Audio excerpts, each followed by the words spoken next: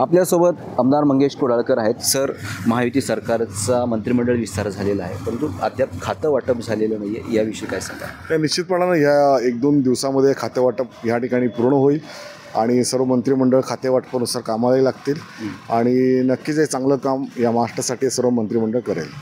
कुर्ला विधानसभेतील शिवसेनेच्या पदाधिकाऱ्यांचं असं म्हणणं होतं मंगेश कोडाळकरांना मंत्रिपदाची संधी देण्यात यावी, त्याविषयी काय सांगाल? आता पुन्हा एकदा माध्यमामध्ये अशी चर्चा आहे, मंगेश कोडाळकर यांना म्हाडामध्ये संधी देण्यात येईल, म्हाडाचं अध्यक्षपद तुमच्याकडे देण्यात येईल, अशा प्रकारची चर्चा आहे. तुम्हाला काय वाटतं? या बाबतीमध्ये माननीय एकनाथ शिंदेसाहेब आणि फडणवीस साहेब जी जबाबदारी माझ्यावर टाकतील ती निश्चितपणाने पूर्ण करणार आणि जी जबाबदारी देतील ती नक्कीच पूर्ण करणार आणि जरी नाही दिलं काही तरी नाराज वगैरे होण्याचं कारण नाही, कारण एक आमदार म्हणून निश्चितपणानं एक चांगलं काम आपण या मुंबईसाठी करू शकेल एवढा मला निश्चित हे आहे आणि त्याचबरोबर मला माननीय शिंदेसाहेब आणि फडणवीस साहेबांवर भरोसा आहे, संपूर्ण विश्वास आहे.